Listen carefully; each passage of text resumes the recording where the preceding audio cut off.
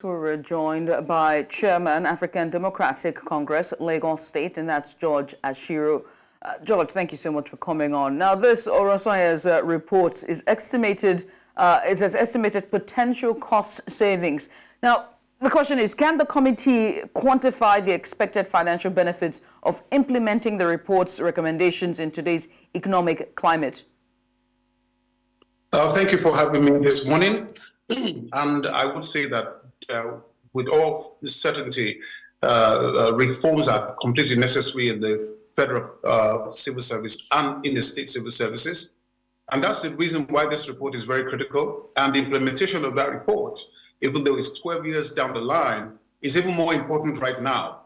And there will be savings, and all that needs to do is to go into the budget and the allocations of each of these agencies and begin to do a line-by-line review. And you will find duplications across quite a lot of them. And that's where you begin to remove some cost here and cost there, cost there, and cost there, and will not even affect payroll. So I think it's a good and necessary step at this juncture where we need to save money, and we need to put the money back in development. I mean, everyone keeps saying, save and save and save and put it back into the government. But people have all of the opinion that there's still going to be, a potential cost to this in terms of, cost increases in implementing this, such as severance packages and restraining and all of that, or retraining of staff. What would you say to that? When you re-engineer any entity, there are capital costs. It's just like starting a business. There's a startup expense before you begin to get any revenues. But the bottom line is that you look ahead, you look forward to the savings you get in the long run. So in the long run, could be 3 years, 4 years, 5 years, we may save 200 billion a year, 300 billion a year, but we're going to spend 1 trillion now. But that makes a lot of sense because once the savings start, they continue forever. So I am completely of the opinion that there will be cost implications for any form of re-engineering of any form of entity, especially the public service of Nigeria. But it must be done, and it should be done right now, because then we will get the efficiency we're looking for. Because the bottom line is efficiency, and efficiency is of doing business, is of establishing businesses, and the benefits to the electorate and to the citizens is really what we're after. We don't want a heavy-duty public service that costs us money, and we don't get any benefit from it. So let us get benefits, even though we're going to put in a little bit of initial cost right now to get the restructuring done. Right. But the argument needs to be made that merging and, restructuring agencies can be disruptive, to staff overall. So does the committee do you think they have a plan, or should they have a plan to address potential workforce concerns during implementation, such as, job security or redeployment or even retraining needs?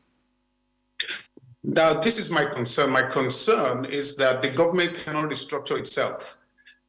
So what it means is that this is the juncture that the government should begin to bring experts from the professional field, from various professional institutions to assist, the records management organizations, the archiving organizations, the data management organizations, the human resources management organizations to come in and assist the government to implement this. Then you will get the right kind of efficiency, the sort that you get in corporate sector. But if it's just the same people restructuring themselves, they're going to build into it the same kind of structural deficiencies, which has really been what we have been complaining about as citizens in this country for the decades that we have existed as a country.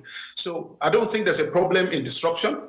More important, what is more important is that the right kind of assets and the right kind of professionalism is brought into the process and is done in a way that guarantees the result we're looking for.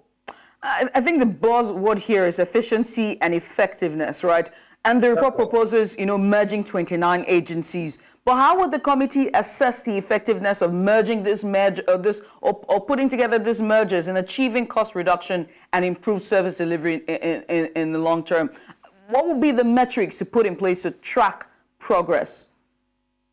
Well, performance management systems have already existed for things like this. I mean, when you set up an overall strategic map for an organization, then you cascade the various KPIs or what they call OKRs all the way down to the lowest person down the rung of the ladder. So that's why, again, I said you must bring professionals who understand this to be able to implement it. They will be able to put in the data in the appropriate spreadsheets, and you will see the difference in the, in the savings that you're going to get in implementing this, if you implement it in the correct way and in the correct timeline with the right kind of investment. So I really don't see any problem with this. You see, when companies buy into each other, this sort of thing happens. So when you hear that Olam bought Dangote flour mills, or bought Bua flour mills, or Honeywell bought this one bought that one, this is the same sort of things that you get. And yet these organizations find a way, to merge all these talents. There may not even be severance packages, as Mr. George Ashiru has said, if nobody is being sacked, except they want to live on their own. And so really what we just need is the professionalism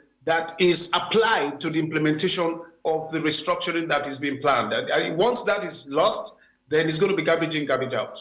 George, many thanks for coming on. I appreciate you for doing this with us. And that's George Ashiru. He is the chairman, African Democratic Congress, Lagos State.